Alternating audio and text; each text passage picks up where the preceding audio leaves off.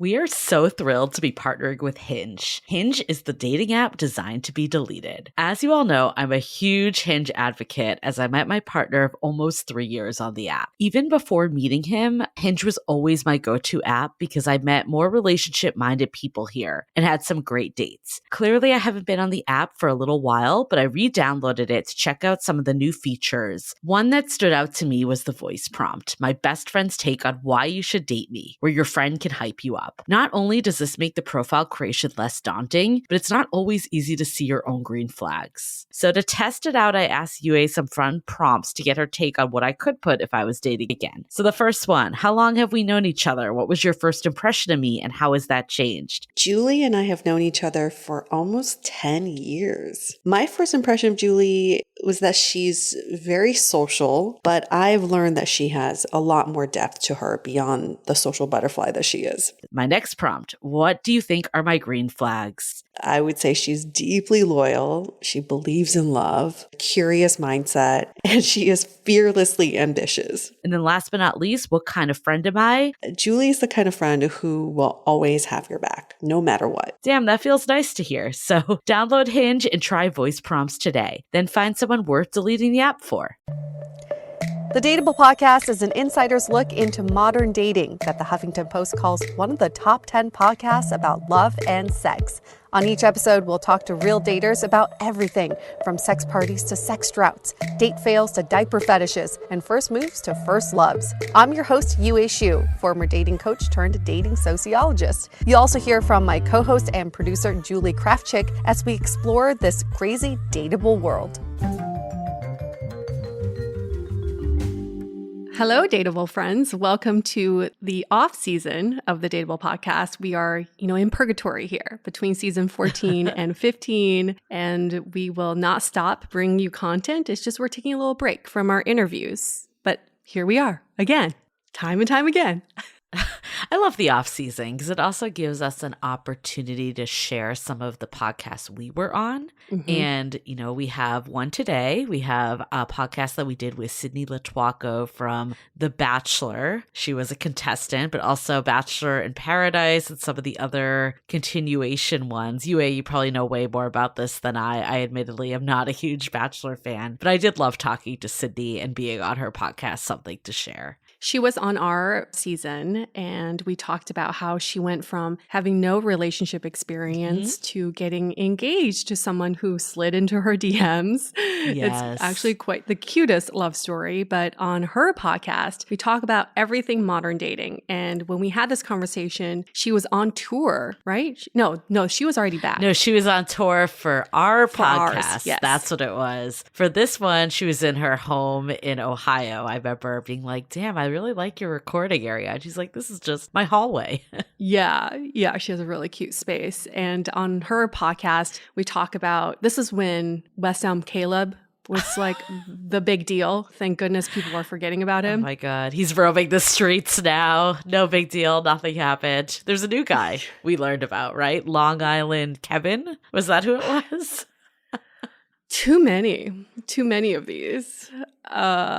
Just bad dating behavior. But we talk about him not too much. And then we just talk about general modern dating. It's a really cute conversation because, not cute, that's not the right word. It's a really great, really compelling conversation because she does come from very little relationship experience. In fact, her relationship with The Bachelor was actually probably the most serious relationship she had been in. And before that, it was a lot of here and there. So situationships, so many situationships. So the questions she asked us were just a very fresh take on modern dating. So not going in with a relationship focus, but purely on the dating experience side of things. And she also, she sourced from her community a lot of just general dating questions that are probably very similar to the ones that you all have. So definitely looking forward to re-airing this episode, giving everyone a chance to learn more about, our perspective around modern dating, which if you've been tuning in for a while, you've probably heard somewhat. But like Yue said, there's always a new lens when someone else asks us the questions. It's always fun doing interviews because then we don't have to do the thinking. We just talk. Yeah. Because all the stuff we already know, like we don't need to prep because it's just all in our head. And when we don't need to be the ones asking questions, it's so easy. It makes it so much easier. What I do love about her podcast, though, is I do remember we had to prep one thing. It's the very start because her podcast is called Something to Share. Oh, and we had to think of something. I won't give away what our answers were. We'll let you listen on. We had to, what was it? Like something that was like... From your bedstand. Yeah. Something interesting or unique from your bedstand. But mine wasn't from my bedstand. It wasn't? No. Okay, now I don't know. We had to bring something to share, basically, hence the name of the podcast. Yeah. I think it was something that described us in a way or something. Or silly. No, mine did not describe me. Something silly or interesting. Maybe we got the wrong anymore. We got different assignments. That would be incredible if I was like, oh, I thought it was this, and you had a totally different take. You've heard of people having parties like that, right? You tell half the guests it's a costume party and the other half it's not. Oh my God, that's amazing. I have not. I feel like we need to throw one of those just to fuck with people. That'd be so good. I mean, I've seen movies when like one person shows up in the costume, No, but never like or a half opposing. And half. Yeah. Or opposing costumes, You guys are Westerners, like cowboys. And then the other half are like princesses. Okay. Next dateable event we do, we're totally doing that. Yeah. But you can't share with the other people what the assignment was. This is something not to share. Yeah. Something not to share. Don't ruin the surprise. What a fun week, though. I'm in San Francisco. Julie and I got to catch up, and then we had a really fun birthday dinner for her with all of our girlfriends. Yes. It was just so such fun. A good time. I feel like obviously I love being with my partner and, all that, but there's just something really nice about a girls' dinner. It just changes the vibe. Totally. Yes. Part of the reason why, I obviously spent enough celebratory time with my partner over the weekend, so I don't think he was offended, but like it was really hard to book more than 8 people at any restaurant. So I was either doing something at my house or only the girls. There was no way I could do like a 16-person dinner. There's just no way. And the conversations you have with your girlfriends are different than what you would with your partner. And you might say different things if your partner's present. So it's kind of like unfiltered, right? I was thinking about that. It's not like we're different, but the conversations wouldn't have been the same at all. No. I don't think he would have found half the things very interesting at all. Like, do you have a top sheet? We got in a very serious debate here, and maybe we could do like an Instagram poll and get our listener base because, it's kind of related to dating and relationships and sex and, anything to do with bedroom. But the big debate was, do you like to sleep with sheets or no sheets? The top sheet that kind of goes over. Are you more of a right on the comforter or alternate blanket? I revealed I have an alternate fleece blanket. So we got really down and dirty into what everyone's preferences was. And we also talked about, I have this happen when one partner, when you're sharing a bed with someone, has a different preference than you. I do remember we had, I wouldn't call it a fight, but like a mini funny disagreement when one day I was not under the top sheet and my partner was, because you cannot cuddle basically if one person's under and one person isn't. And I'm team no top sheet. I don't understand. I have a duvet cover. Same. That is plenty enough for me. I just clean the duvet cover. With the top sheet, I feel like I often kick it to the side. Like when I'm at hotels, I just rip it out because I don't use it. I don't understand the purpose of it. Yeah, so I've always had a top sheet, but until my current partner, I've never used it. Like I've always slept on top of it, and then I have the fleece blanket, and then I have the comforter. It's like I don't need a third one. And this is the debate too. I feel like it's warmer when you're on the fleece blanket than on the sheet, but then the argument is you have more layers. And we could go on all day on this, but anyways, probably everyone's like, I don't give a fuck. But yeah, maybe you have a strong opinion on this. Give a like fuck. We did. Because clearly our table did give a fuck about this. Well, it is, it's one of those things when you're in a new relationship and you're sharing a bed. It's very revealing what happens when you first share a bed. It's different than sleeping over when you sleep over someone's house, you just kind of cater to adjust. what they're used to. Yeah. Yeah, because you're like, that's their home. But when you're sharing a bed long term or you're moving in with someone, oof, it can get very feisty. You know, though, I feel like a lot of our listeners probably feel this way because I definitely did. I remember being like, I don't know how I'm ever going to share a bed with someone long term, because I feel like, you know, when you're casually dating, similar to what you're saying, like when you're more of like a guest in someone else's place or someone's in your place for very early on, it's really difficult to sleep. I found I would be like up all night, or if they were snoring, game over. But now, you know, you just learn to adapt, and now I actually have trouble like sleeping on my own. It's so what you get used to. Yeah. Yeah, I would actually kind of agree. I think I can't fall asleep as fast when I'm sleeping alone. It's like there's something contagious about a partner falling asleep, and you're like, okay, I feel sleepy too. But if he's not around, I'm on my phone till like 3 a.m. So this is my secret that I learned is I like to wear pajamas to bed. Like they're not like sexy pajamas, it's pants and a cotton t-shirt. Like a tech t-shirt that I've gotten along the years. Like very unsexy, basically. And when you're like trying to kind of impress someone new, you don't want to wear that. Oh, yeah. But then I learned that that was part of the reason I had trouble sleeping, because I was out of my normal attire, you know, like in some robe or something that I would never sleep in normally. And then basically when I was like, fuck it, I'm just going to wear this stuff, that's when I could sleep again.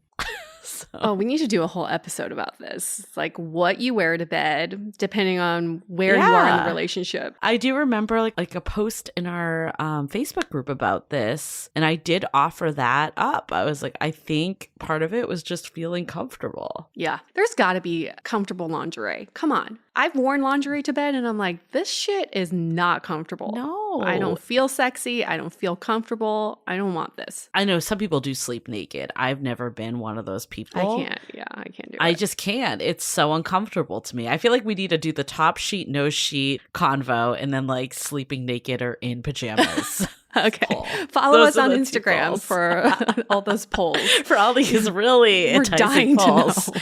But yeah, the only people that care are you and I. We're like, oh my God, 60% no sheet, top sheet.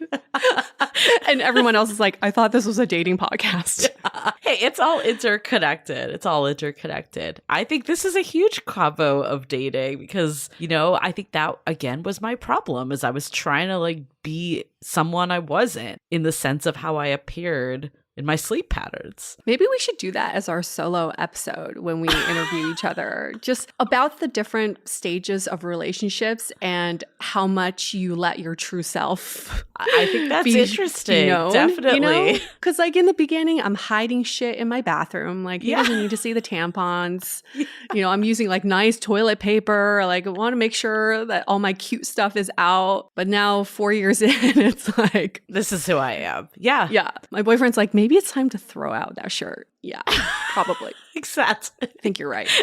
Like the one that you wear to bed every night and you would never be content in that. You're like, he's out. like, I'm sick of seeing Uber every night. Yeah. Like, time to throw that shit away.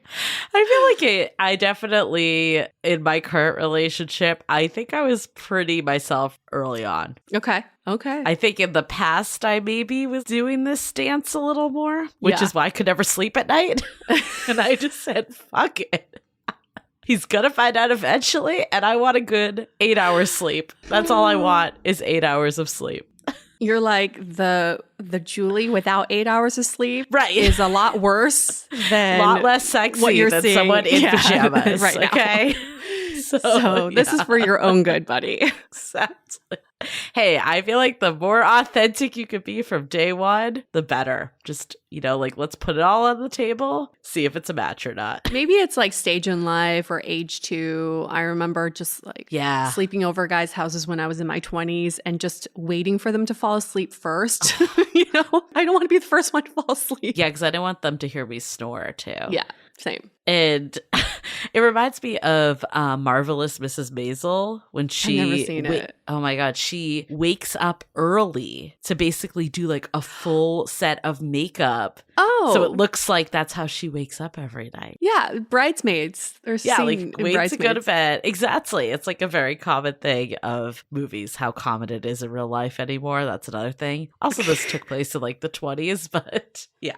It's like I can't even imagine waiting for them to fall asleep and setting my alarm early so I can just have this perception that this is how you look all the time. I remember keeping just a glass of water on my bedstand. So the first thing I do in the morning when I wake up is to drink some water so your breath isn't as stinky. That's a little trick. That's smart. That's smart. But I remember just being like, oh my God, I'm awake. I must drink the water now.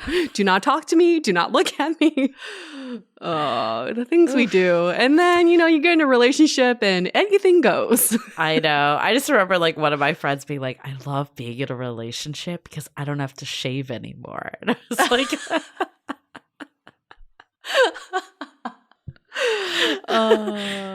yeah, let's do that. Let's talk about the different stages of a relationship and also pooping, that's... Oh my God, pooping is definitely one of them. I feel like you hide it and now I'm just like, look, this is what's happening. It's not even a big deal. I can't be constipated anymore. Okay. Like you talk it through now, right? Like this is like yeah, and happening. you like coordinate. You're like, don't go in there. Give it a few more minutes. Yeah, but in the beginning, I would just be like holding it, like running home to do it and then coming back out, or like going to public restrooms. Like, I'm just going to go to Starbucks, for a quick pee. One of my friends went on an early trip with her now husband, so this probably wouldn't happen anymore. And he just like disappeared for a really long time. And she's like, where did you go? And he basically went to use another bathroom. Wow. Because he really had to like poo and didn't want to use like the one bathroom in their hotel room. Wow. So apparently this is everyone, not just women. It's everyone that's going through this, the early stages. Wow. Which is so funny when you think about it, because it's every human does this. Everyone poops. Yes. Like, why would this be something that would be unattractive? It's human nature. Everyone poops, but for some reason, at the start of a relationship, you do not poop. You never poop. Nope. You smell like roses all the time. Yeah. What was that review we got that we only talk about shitting or something? Oh my God. They were right. I would say, of the reviews, there's been a few that have really stuck out. I mean, the biggest one was when we were called like shit bag, like pieces of shit. I forget what it was even. Yeah, pieces of shit. That was the number one. And we should be arrested. Yeah. God knows who put that up. The second one was definitely that we talked about number 2 a lot. Oh, yeah. It was written that way. And we always talk about number 2. Granted, we are talking about it right this minute, but I would say I could count on the number of 250 episodes we've done. Or, sorry, 300 episodes we've done. Shit, yeah. 300 Literally, episodes shit. we've done. Yeah. Out of the 300 episodes, I think it may be 3. Come on. My other favorite review we got was when someone over the pandemic, when I was not dating at all, told me that I sounded like I had a wild, unstable dating life. You're like, yes. Thank you. I was like, I wish I did right this minute, to be what a compliment. honest. Yeah. But I'm like, have you heard of modern dating? And also, we are pulling from 10 years of experience here. This is not all happening day of. The reviews are so funny because some people are catching us at a snapshot in our life, and they're maybe listening to like 2 or 3 episodes and coming to conclusions about us through those 2 or 3 episodes. It's fine. It's human nature, but they're super entertaining when they're like so outlandish, saying we should be arrested and that we are promoting, what were we promoting? Like violent women, behavior? Basically like women to speak up for themselves. Like that's the thing though, is you don't know who these people are at all. Yeah. Like I feel like I actually, because you can like see other people, the reviews they leave for others podcasts. And I remember like the woman that said that I had the volatile dating life was like married for years. Oh, to her, yeah. Right. It's all relative. So it's, like anyone else is like, yeah, this is modern dating. This is normal. right? You just don't know. Wild. Well, we'll talk more about that on this episode. You'll hear it in this episode too. Right. We'll get into all the dating questions where all the people that are actually dating will understand and feel the pain and not think that it's wild and volatile. Or maybe you do, but just accept that's kind of what's going on right now. Okay, so before we get into it, announcements. At Dateable Podcast is where to follow us. If you want to take those polls that we alluded to, you should get on there now because they'll be coming. And Loving the Time of Corona is our Facebook group. And of course, you can join the Sounding Board, which is our premium community where I was thinking about this the other day as like our episode last week, we talked about the importance of love in your life. And I think community plays into that too. And we definitely saw that in the thick of the pandemic is it really helped with loneliness and just mental health to have other people that get what's going on for you. Like we were just talking about, modern dating can be a wild ride. And if you find yourself in a position where all your friends are married, and not to say that you shouldn't be friends with these people, of course, but they may not understand truly what you're going through. So the Sounding Board is a great place to be with other people that get it and can support you on your journey. And of course, us as well. We'll be there. We do monthly office hours where you can ask us anything. So I think that's it for announcements. So let's hear from our sponsors. This episode is sponsored by Kensington Books, and we've got 2 books to highlight. First up, The Last Mile by Kat Martin. Channeling Indiana Jones, New York Times bestselling author Kat Martin pairs a woman in search of her family's truth with a hard-hitting professional treasure hunter for the second blood ties romantic thriller. As an unknown assailant stalks them across a treacherous Sierra Madre wilderness, they race to follow their treasure map's directions to a hidden trove of gold, a novel of taut suspense and danger. Another great book by Kat Martin is called The Last Good Night. From Colorado's cattle country to Denver high-rises and the posh mansions of Vail, a female PI and the rancher who hired her race to deliver justice in this sexy, high-octane romantic thriller. Can she find a killer before he finds her? It's no doubt that Kat Martin's tightly plotted, action-packed romances are just as steamy as they are thrilling. Find out more about The Last Mile and The Last Good Night on kensingtonbooks.com or wherever books are sold.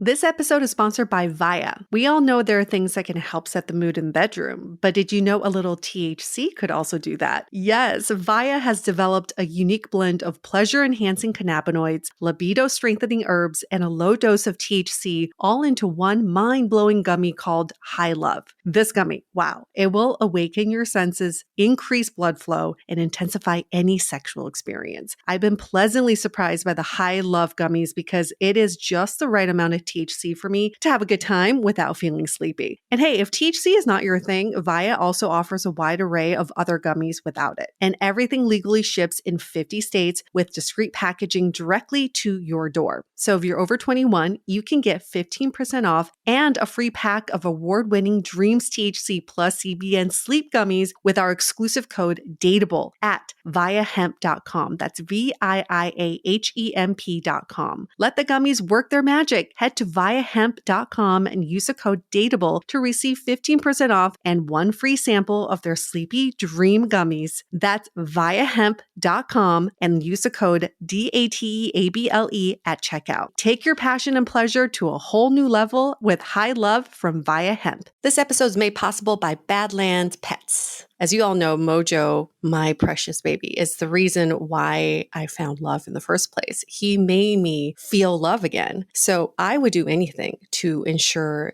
his health and longevity. And actress Katherine Heigl and I have that in common. She's helped save over 16,000 dogs through her foundation. And after doing a ton of research, she feels there's one place we can look to improve any dog's health, and that's their food. So fortunately, she found that just by adding a few special superfoods to her dog's food, she saw huge transformations in their health. So she's made a 20-minute video explaining step by step how anyone can do the same thing to see incredible changes in their dog's health. I've definitely re-looked at what I'm feeding Mojo and making sure that, hey, he only has one life to live, and I want to make sure it's the best damn life. So if you want to keep your dog healthy and happy, go to badlandsfood.com/dateable and watch Catherine's video right now. Again, that's badlandsfood.com/dateable. As you know, I recently left my corporate job and I've been in total recovery mode, all about self-care. One of my new routines is the nighttime shower before bed. There's just something about washing away the day and that reflection that's been super helpful for me. I've been using one of our partners, Osea's Mega Moisture Duo. This combo body oil and body lotion are so freaking incredible. It literally feels like I'm at a spa. I realized that the secret is seaweed and other skin level ingredients that are normally reserved for face products. And that's why I was so excited when Osea became one of our partners. And, we're so grateful for partners like this because one, they keep the show going, but they're also super good for all of our listeners and for our own well-being. So if you want to have that nighttime bliss like I am doing, you can get 10% off your first order site-wide with code DATEABLE at oseamalibu.com. You'll get free samples with every order and free shipping on orders over $60. So head to oseamalibu.com and use the code DATEABLE for 10% off. Let us know which products you end up going with. Share them in social. Super excited to see what you end up choosing. Okay, let's take it away with our episode with Sydney Lotuaco.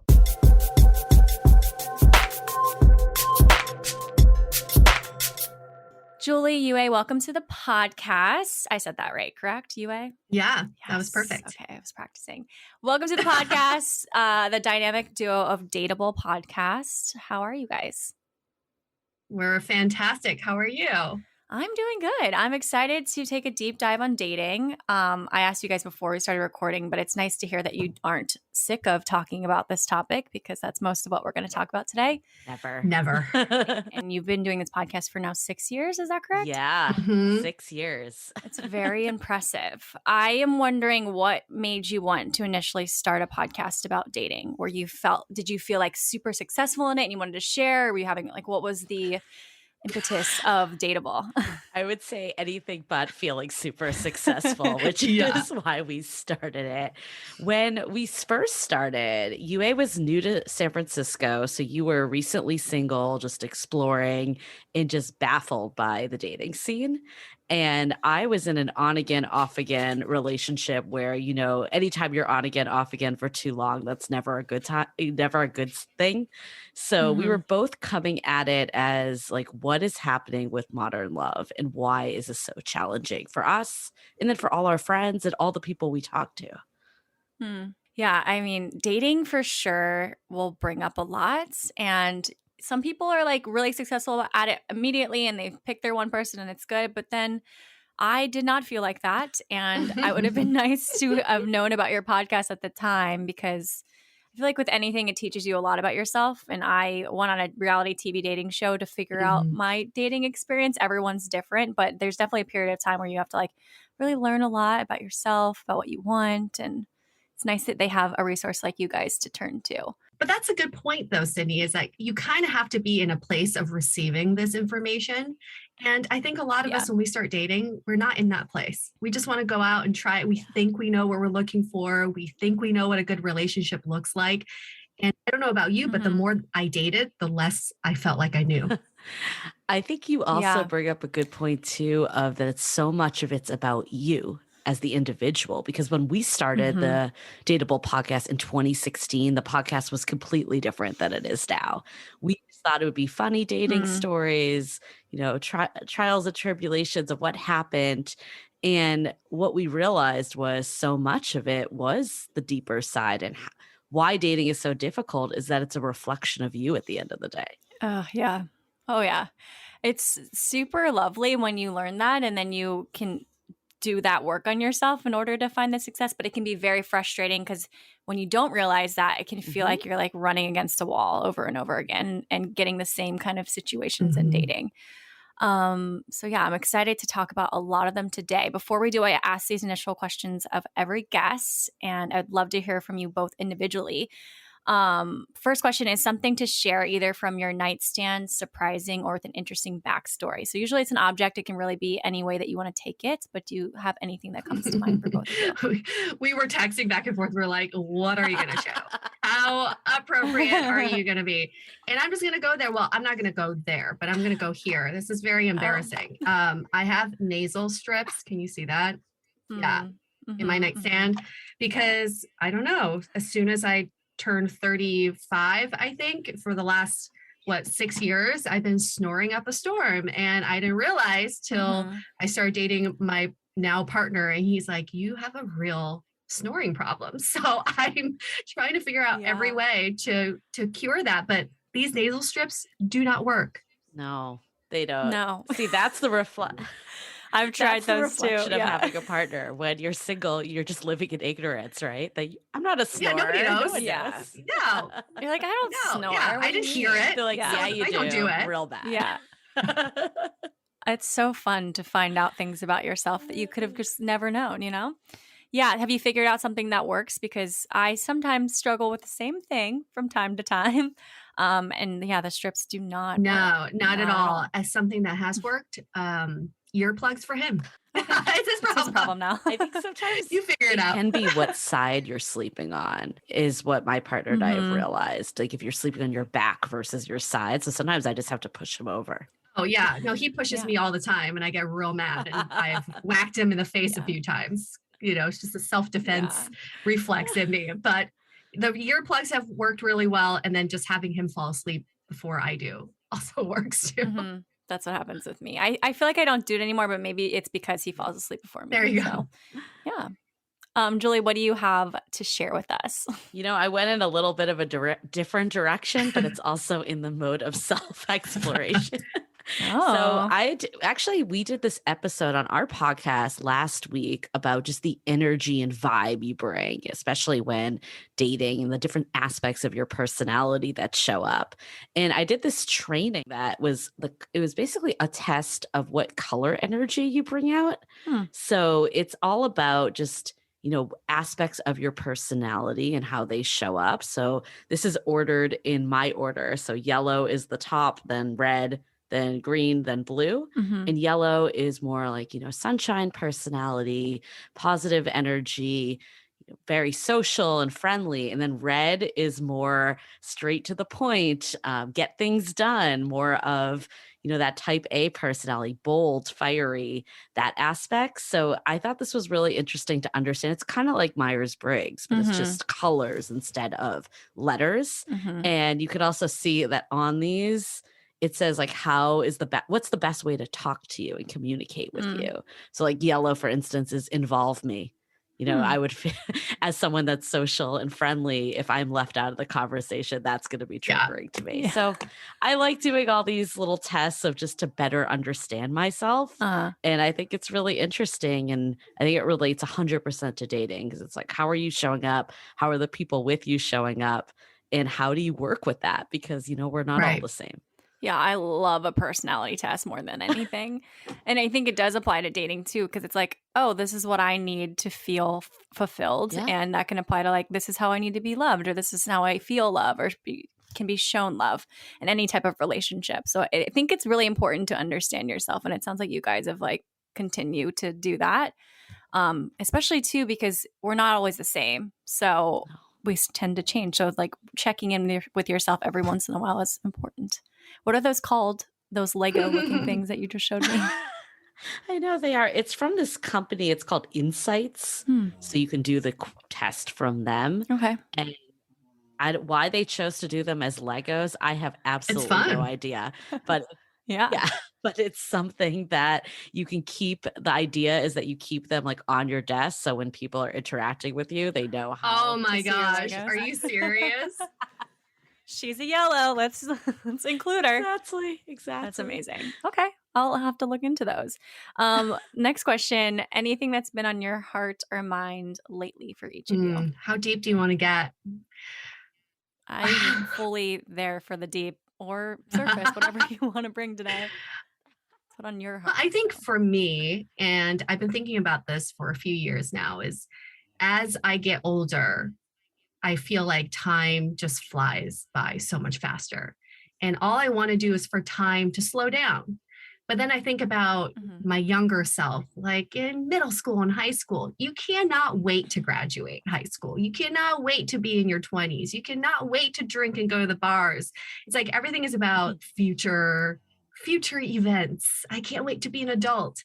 And now I feel like I've completely slowed down that thought, and I cannot wait to savor this moment, like this hour we have together, versus thinking about like, I can't wait for my vacation, in a few months. Has there been a way for you to feel like you've slowed things down, or it's just like embracing the moment? Yeah, I think that's the hardest thing for me, because my mind just races, and I realize that it's really hard for me to be present. So currently I'm enrolled in this program. It's called Positive Intelligence. And what the coach has you do is whenever you want to just slow down time, you focus on one of your senses. Like for me, I'll rub my 2 fingertips together just to feel like the ridges on my fingertips. Then everything kind of goes into slow-mo when you do that. Yeah. It's like, I like it. It's like a grounding practice almost to like bring you back into the moment. It's very cool. Julie, what's on your heart or mind? So I'm about to do egg freezing tomorrow. Yeah. So that is definitely on my mind.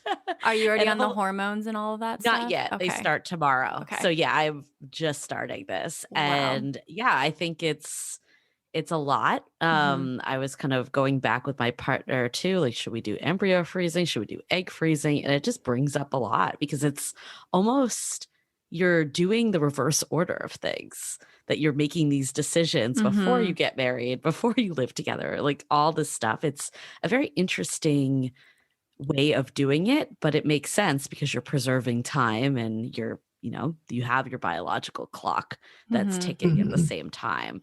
And yeah, I think it's just on my mind. Obviously, doing hormones and injections and all that stuff doesn't sound like that much fun, but I'm going to do it, and it's for the greater good. Excited to get it over with. Yeah.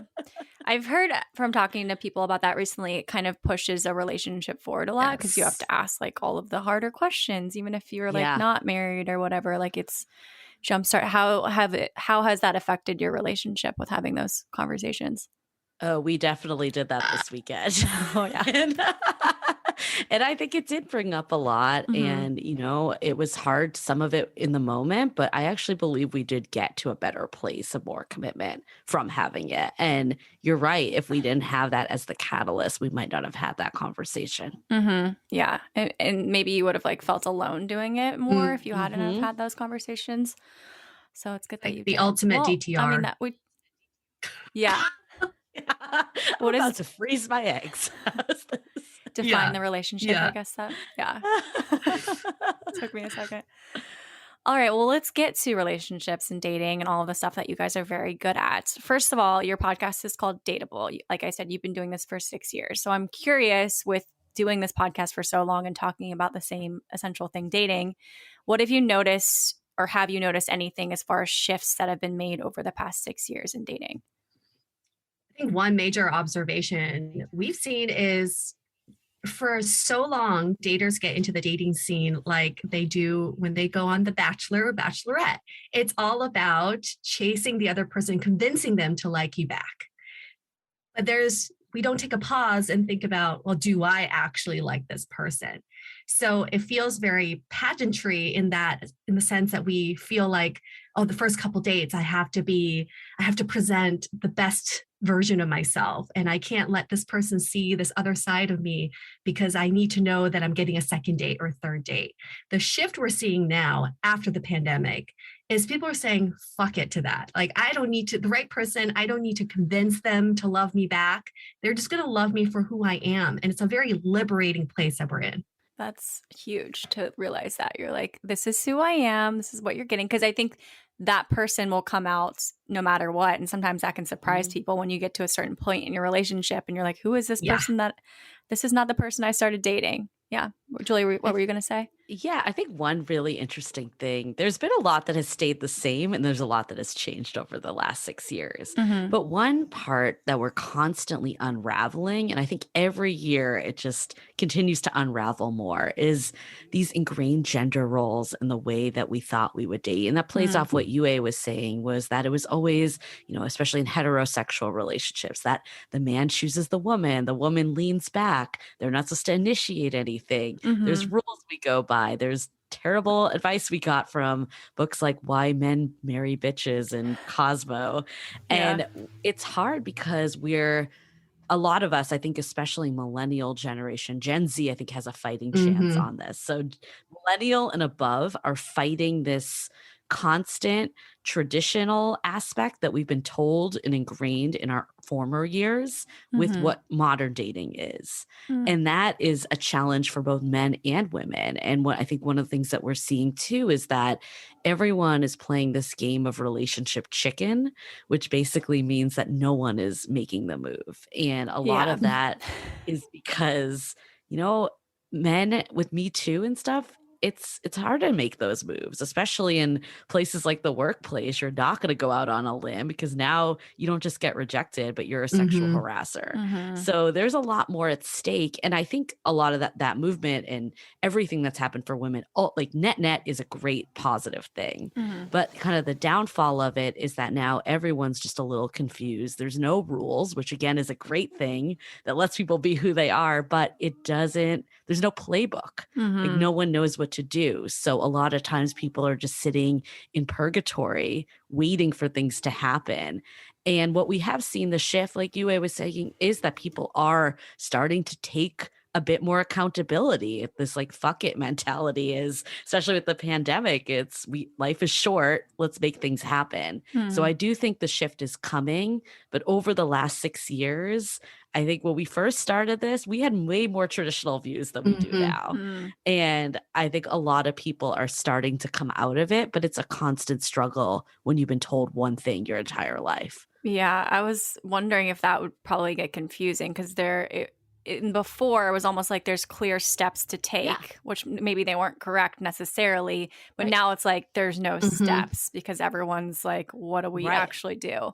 So what would you tell to someone who feels like, I don't know how to act, like I don't know how to date right now, like I don't know what's right and what's wrong? What would you say to someone like that? Well, the flip side that makes it beautiful is that we create the love lives we want. Back then we had a very rigid book that we followed, and a lot of that led to divorce, which is another reason why I think people in our generation are commitment phobic. And we saw that way didn't work. So this is actually a huge opportunity to kind of paint the relationship and design the relationship we want. So what I would say to people is, instead of looking at it as confusing, look at it as I can pave my own path. And that means that I can just be my authentic self and do what I want. And the right person is going to want to be along for that ride. It's a real opportunity right now for daters to be honest about what they're going through. Like what you just said, Sydney, is someone could bring that on a date and say, I'm actually a little confused by what's going on in the dating scene. This is what I'm comfortable doing. What are you comfortable doing? And then two people just keep meeting each other versus trying to guess and play psychics of like, what I'm going to guess what this person wants. And it's a very vulnerable and human moment when we can bring that honesty to a date and just admit that I don't know what the fuck is going on. Like, I would agree. That would be refreshing when someone's like, especially if like a guy, for example, because usually like you have to wait to call them 3 days, or that used to be the old thing. But if they're like, you know what, fuck it, I want to call you tomorrow. I don't know what the protocol is here, but this is how I feel. I think that would be very refreshing. So the more people can probably just be like open and honest, I think that would be very helpful. But yeah, I know personally when I stopped playing those games, that's when things fell into place for me. And if I could get back all the hours I waited for someone to text me that they never did, instead of just texting them, I'd rather just know that they're not interested, because then it's over. Yeah. Or if you do text them, it's like 8 texts later. You're like, how did I get here? Yeah. One more question on that, because you guys are dateable podcasts. Like, what would you consider makes someone quote unquote dateable? Like, what are good qualities to have to be dateable? Well, I'm going to describe basically our Facebook community, because I think we have some of the most dateable members. people who are open to new ways and new perspectives, people who are eager to learn and curious, people who listen more than they speak. And then also there's this aspect of just this honesty, who can be open and vulnerable in what they're feeling instead of being performative and being someone that they think other people want them to be. Take accountability for themselves opposed to blame others is a big one. It's easy to blame the apps, your city, all that stuff, but having the emotional intelligence to see how you are showing up and make accordingly, even if that's not always, the easiest thing. That's so important. I like accountability. Yes. Yeah, that's a very good one. All right, well, let's get to a couple scenarios, then we can get back to more of the questions I have. There's quite a few, and I'm really bad at reading and talking, so we'll just bear with me.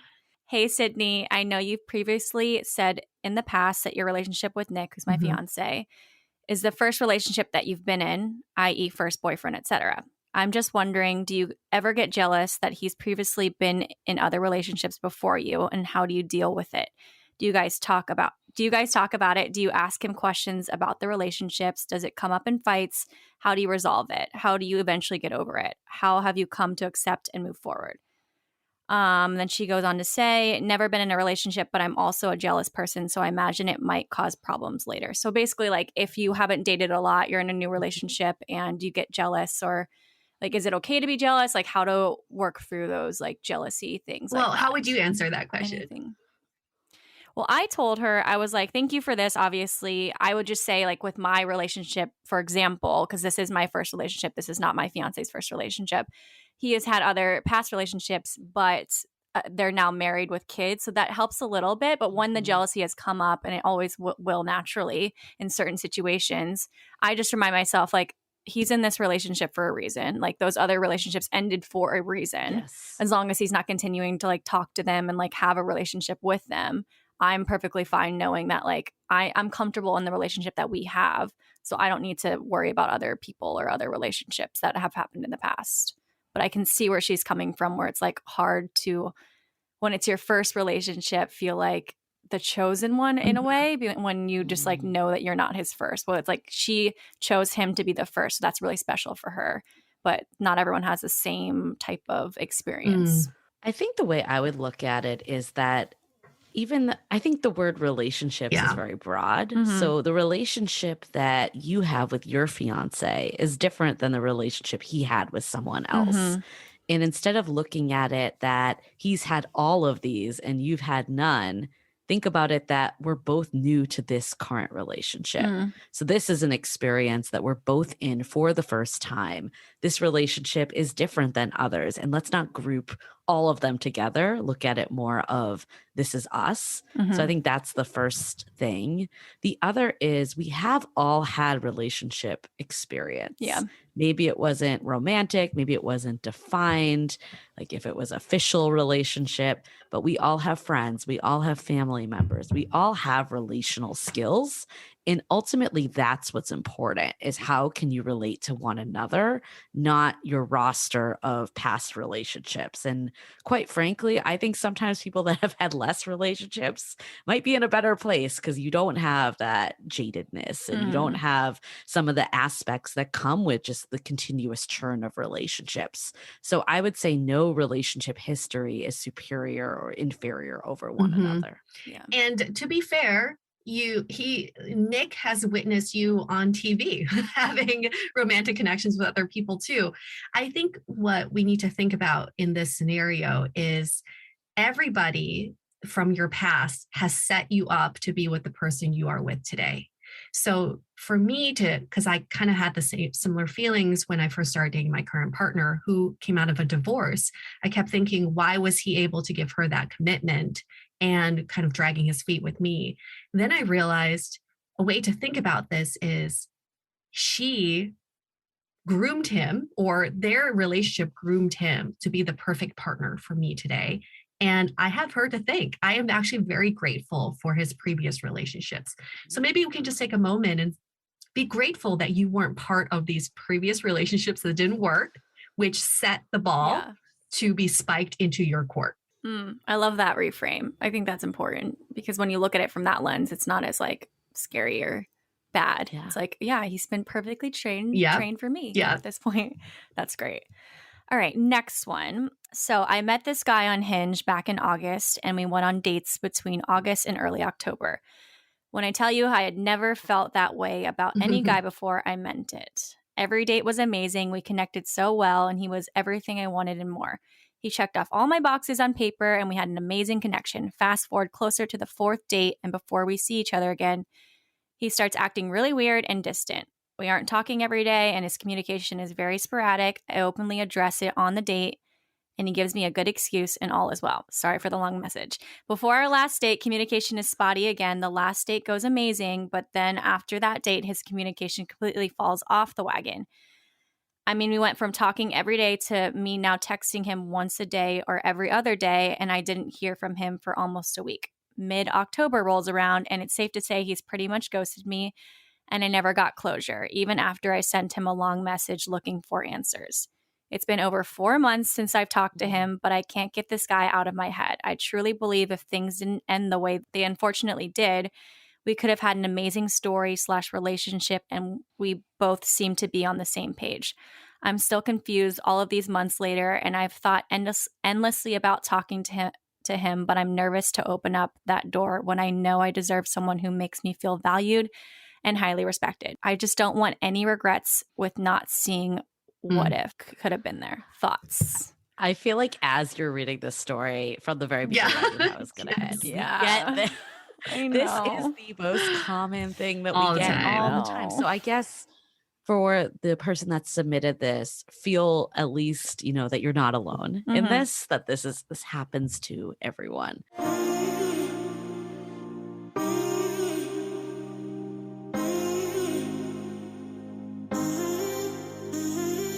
I think this is the classic focusing on the check boxes and building this person up that, quite frankly, you just don't know very well. And you've created this image of this person that isn't real. And that's where it becomes difficult, because you didn't just lose this person. I think sometimes the most difficult endings are the relationships that never got off the ground in the first place, because you're not just losing the person, but you're losing this what if future that you've created in your mind. So I guess the first aspect is this person that submitted have said it over and over that this person was not making her feel well. Yeah. They were constantly thinking about just spotty behavior, inconsistent behavior. Is that what you want in a relationship? Even if this person checks all the boxes, is perfect on paper, at the end of the day, that's so much more important of how they're making you feel and what side they're bringing out than if they check the boxes. Yeah, that's one of the most important boxes to check, is communication and making you feel like seen and like loved. And he did not check that very important box. So, but it's so hard when you like romanticize it, and it's like the what ifs, and you feel like he's not seeing what you're seeing. But yeah, it's like actions are more important than like words and the fantasy of it in that position. But it's tough. And it's so much easier for us to say this right now that we're not in the situation. I recognize that when you're in it, when you thought you found that person, it can be so heart-wrenching and difficult. So don't want to minimize the feeling. And I think you can feel all the feels and get it out of your system. I would say if you can time box it in some way, instead of suppressing it, let it out, but also recognize that your end goal is to meet that person that checks the most important box, like you said, Sydney. So don't let this person get in the way of you finding that person. I would just want to say I've been there so many times, and I can verbalize the narrative in your head right now. It's probably like, what did I do wrong? Did I say something? If only he could see all of me, that all that I can give, he'll see that I'm perfect for him. Our relationship was headed into this like great trajectory, and was something done? Like, did something happen for this to go down like this? Well, stop putting the blame on yourself or the situation. We said at the top of this episode, the right person doesn't need to be convinced, and you do not need to convince this guy that you're the perfect person for him. Something has happened where he has misaligned himself with what you're looking for. And that's what a relationship is about, is every day you check with your partner. Are we still aligned? Are we aligned? And when you have that misalignment and he's no longer willing to realign himself with you, that's not the person for you. And for you to hang on to this, like what Julie was saying, this image, this man that you were chasing the story, you're like, that could have been such a great meet cute story. We could have had a great start to this relationship. I want to tell my friends and my kids how this all went down. You are playing into the Hollywood factor of relationships, and they don't work out like that. And after the credits roll, that's when the real work begins. And this guy was not willing to put in the work after the credits roll.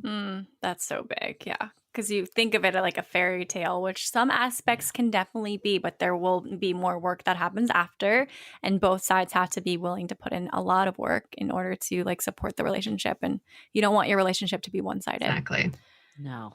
Send in love. Okay. Podcast topic. A fun topic I know people feel strongly about both ways.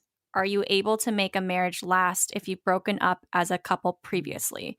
I personally don't think so, because the reason for the breakup will always be an underlying theme in the relationship. I have a lot of friends that are married to people they've split up from during their time dating. Thoughts? There actually is a stat that about half of couples break up at least one time and get back together. I would say that I do think it's possible. It depends on if things changed, if there was work done with the couples. I'm thinking about Insecure, that TV show, which is one of my favorites. That's a good one. And, the two main characters, they needed the time apart to grow as individuals. And then they found their way back to one another.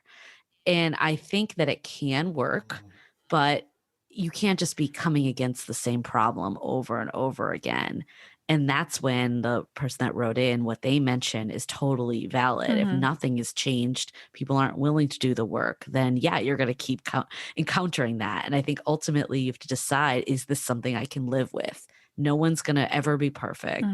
There's always going to be something, whether it's something you can work with or not. That's an individual decision. So I would say that it's not a hard, fast rule. It really comes down to, what is it, first of all, that's getting in your way? Are people willing to do the work? And is this something you can live with? I like that. And I think if they've done that change, it's a great way of like showing how things would proceed in the future if you run into other issues, like if the change did happen. But I think one, it has to do with what the issue actually was, and then two, what changes were made. But reconciliation never works if the reason for reconciliation is we still love each other. And unfortunately, love is just not enough in this scenario. What we've seen work with these relationships is that after the breakup, two people become completely different people, and then they get back together and they can talk about their past selves when they had the breakup. That's when you know that they've done the work. If no work has been done, and we've heard people say this too, I want to get back together with my ex because I still have feelings for her or him. It doesn't really matter, because it's most of the time when you break up, it's not that the feelings have faded. It's that you stopped working towards a relationship. All very great points. I have a few more questions. This one they're a little shorter now. So this one is from a guy. He says, I make plans with girls and then they bail the night of. Has happened pretty frequently. So like, what's happening here? What could be happening here? Bailing at the last second. Yeah, that's unfortunate. That's just bad dating behavior. Yeah, not dateable quality. Not at all. And I think it just shows how in modern dating, we see each other as disposable sometimes. And we feel like, well, I have better plans, so I'm just going to cancel these. It's not a big deal. I think if you are experiencing this over and over again, I think it's important to set up the expectation from the beginning and say, I want to see you Friday. I made plans for this and this.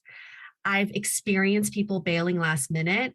I don't appreciate that. Like, I would never do that to someone. So if plans do change, can you just give me advance notice? Just set it up so then other people will take more accountability for their actions. And don't try to play it cool. I know I've been there. Oh, it's no big deal. Yeah, we can reschedule for another time. Yeah, I'm always available. Because then you're like building up the resentment inside, but outwardly you're presenting this very amicable, like, yeah, we can do this again. definitely express your needs and set the expectations from the beginning. And I definitely can relate to this person too. We've heard a lot of men say this, that women are super flaky with dates. And this is definitely the downside of modern dating, that you don't know these people, that essentially you feel like they're not a real person until you've met. If you just met on an app, for instance, it's a photo you saw on the screen. Yeah. So it just makes you less accountable. I don't want to say that it's his fault, but I do believe that the only person you can control is yourself. And if you don't want this to keep happening, maybe it is worth looking at what are my patterns. Are there any blind spots that I'm putting out there that I could change? For instance, maybe he's asking people on dates really quick and they're not building up enough rapport. Maybe try a video date first where you've seen this person. They can say, oh, okay, this is a real person. If I stand them up, I'm actually messing with a real person's schedule, not someone I don't know. Yeah. Putting like an actual conversation to a picture is important. Yeah. You guys are very good at this. See, you've been doing this for 6 years. Love it. Okay. Been 1+ year and he's still, quote, working on himself, but says he's interested in dating me one day. Oh, what? Oh, God. Excuse me? I mean, Yeah. I think this is one of the other things we hear all the time, is that we're banking on potential. And, I've actually been in this situation. It hasn't been, one day they'll date me, but one day I'll really commit to this, right? Is when I get myself in order. We have to take people at face value. If they're not ready at the time that you're meeting, that's not the right person. And if I wish I could have recognized that earlier and taken back that time, it is so much easier to work with someone that also wants to make the commitment to be in a relationship and is ready for a relationship than trying to convince someone that doesn't. And I think we all have work that we need to do on ourselves. We're all works in progress. And that doesn't mean that you can't have a relationship while you're working on yourself. It's not exclusive to one another. And we hear from all the time from relationship experts that the best relationships, and actually a core reason for getting into relationship, is to heal our inner child and all of our past traumas. So if you can find someone that's willing to do that work with you, that's what a lasting relationship is. So yeah, take it at face value, find someone that's willing to meet you. And where you newsflash, are. we're all working on ourselves. We never stop working on ourselves. And if we keep saying, I'm working on ourselves, I'm working on myself, and one day I'll be ready for X, Y, and Z, then nothing's going to happen, because we're never going to get there. In this scenario, I personally think this is just an excuse of someone saying, I don't feel that compelled to be with you.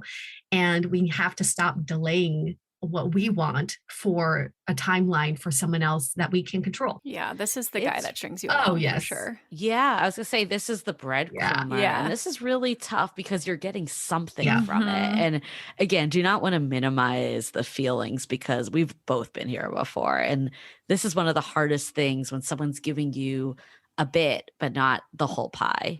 And it sometimes can take you a while to figure out that you deserve the whole pie and that they're not giving it to you. And one day you will meet someone that makes you realize why nothing else worked out. Yeah, so true. Okay, could use advice. Move to a new city, have a crush on a guy, but he's my only friend. Do I tell him? Only friend? Yeah, in this new city that she just moved to. So like the only guy that she knows in the city. Does she like make a move to try and be in a relationship? Because if she does, then that could ruin the friendship, and this is new for her. I feel like moving into a new city. Okay, we've seen this happen too. Now it's jogging my memory of all the times we heard this story. When you move to a new city, you want to latch on to someone, the support network, right? And it's harder to, I think sometimes it's harder to decipher if your feelings are that of wanting to feel supported or these are romantic feelings. I think moving to a new city, your first priority is to build your network and support group. So make more friends before you act upon what this could be a romantic impulse or this could be something real. We don't know yet. It's just hard. It's a little hard to decipher at this point. Perfect. Okay, next one. We have like one or two more. I think this guy at my job likes me. He's somewhat of a new employee, and he added me on Facebook a couple of weeks ago and And thinking nothing of it, I accepted it. Since then, he has liked/reacted to many of my photos, including photos from 2013, 2015, and so on. Damn. Come to find out, my coworker found out from another coworker that he has a girlfriend. I'm not interested in him, but this is the weird male behavior I don't understand. I don't get it. Why do people do that? Oh my goodness. Deep liking. Yeah, I think a lot of it's validation. They want to get kind of a rise out of you. They want to like occupy your thoughts, and it's working, right? We're talking about him. She's writing into a show about him. He's gotten that. Yeah. So I think a lot of times we overestimate the importance of social media behavior too. When we hear all the time, someone looked at my Instagram story, they must be really into me. Oh, yes. They also could just be bored, you know, like there's or so flipping many through. things. Yeah. Right. So some of it could be validation, or some of it could just be that they do not hold the same weight that you do. Like this person might have just been like, oh, it's my coworker. I'm going to look through their past photos. I think it's a little weird to go in deep like from 2013, but maybe he doesn't. Maybe he hasn't even given it a second thought. We all think differently. Yeah. I know the story view is a big one for people, especially when they're trying to get over a guy, or if they've ghosted and they still watch the stories. Like that is the one thing that people definitely hang on to a lot. But I think my fiance reframed it. It's like, think about how you watch Instagram stories. Like you go flip, click, and that's it. It's not that like you're like fawning over this one story. I don't know. No, they might not even be actually watching it. They might just be clicking through to get to the next I know. person. That's the thing. We don't know how other people interact with social media, and we're placing our behavior onto them.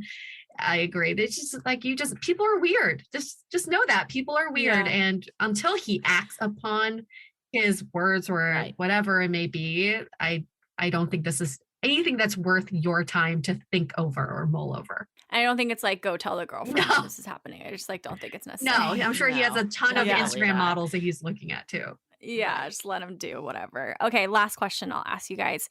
Talking/going out/hooking up with the guy for a year, and then him saying, we're just good friends. Oh, goodness. We hear this one a lot too. What's going on? Well, again, Julie said this earlier too. You can only control yourself. You cannot control other people.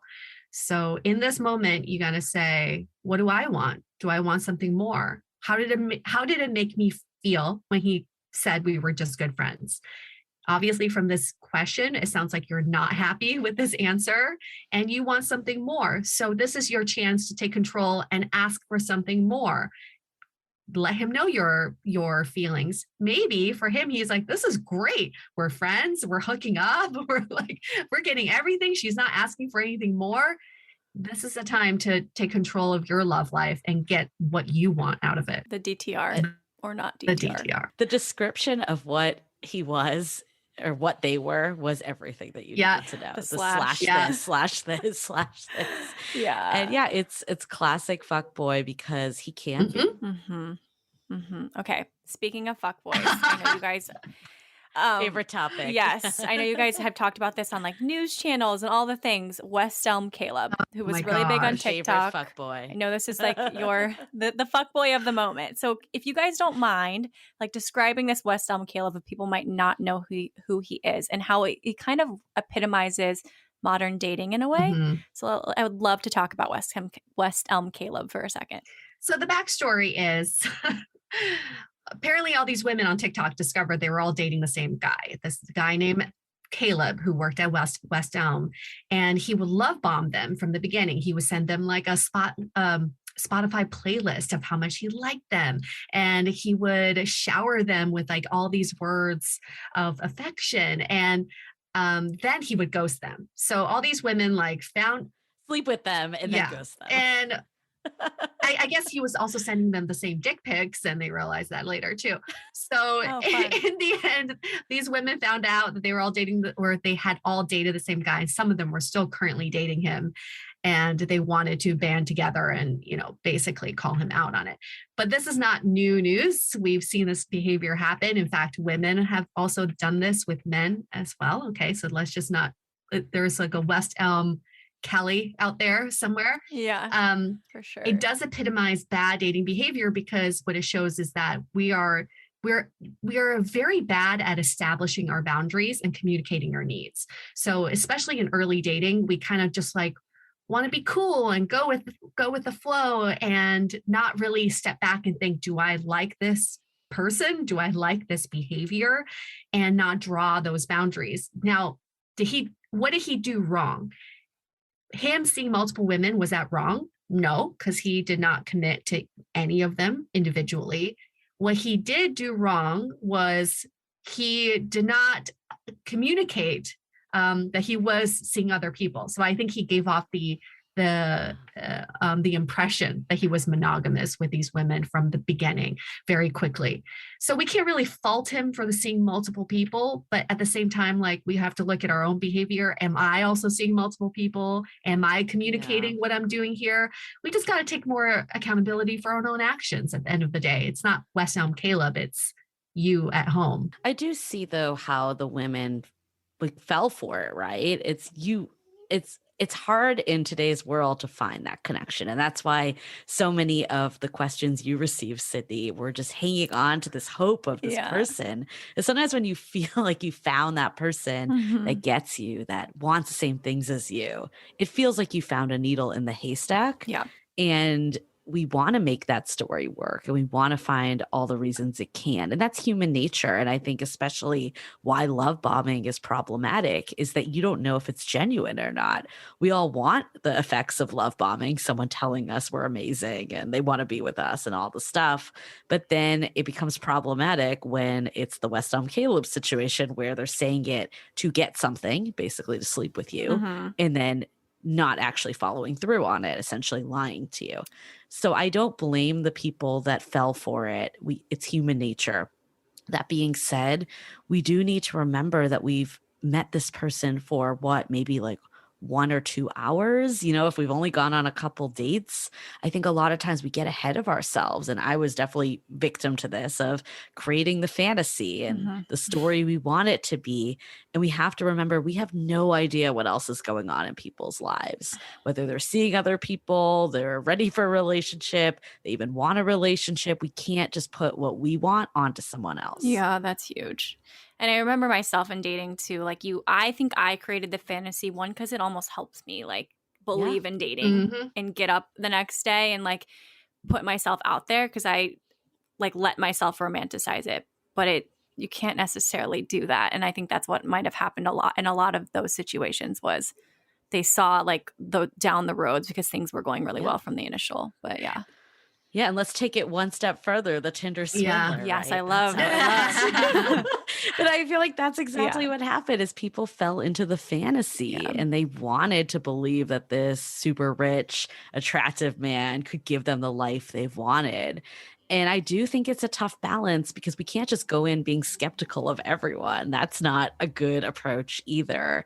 But I do think we need to be realistic of where we are in meeting someone. We have a new term for the opposite of love bombing. Do you want to hear it, Sydney? We made it up. I would love to. Yeah, what is it? Sous videing.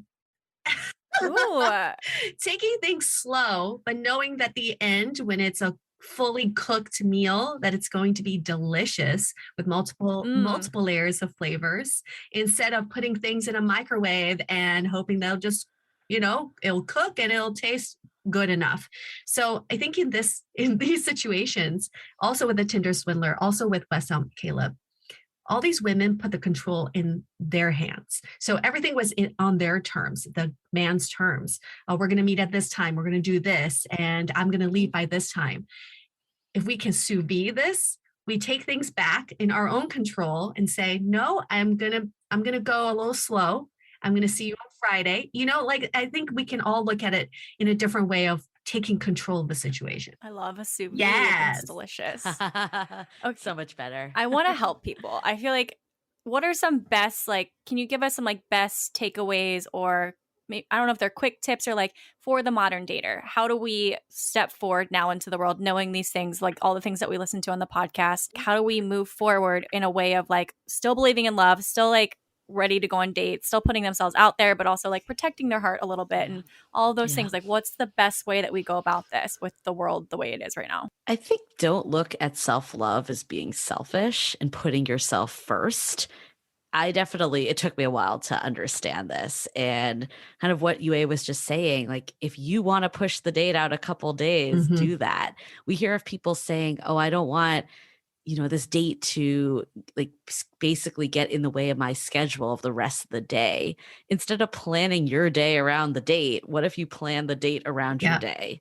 And I think we are afraid because we have this, it's really interesting, actually. We have so many options right now with dating apps, yet we all believe that there are no options and that we have this scarcity mindset. And that's what it forces us to try to find these stories that appear good on paper and try to fit this like round peg in a square hole, or is it the other way around? Okay. Square peg in the round hole. Either way, it doesn't shapes. fit. It doesn't matter. Yeah.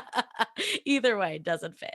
And I think we need to start taking that control and believing that like we are a freaking catch and someone is lucky to be with us. And until we can see that, how can we expect someone else to see that? And once we can see that, when someone ghosts or someone isn't ready, that's when you have the power to say, okay, this person's just in my way to find the person that will see that. And this is a stepping stone to find that person, opposed to, take it to be personally. I think we need to take dating less personally as not a reflection of ourselves. It's a couple things. I think it's important for daters to understand that we have a real opportunity to set our own rules and our own traditions. And we can be brave enough to do that. I think so many of us have been burned or heartbroken that we're afraid to step forward and put ourselves out there. Yet, end of the day, we still want that loving relationship.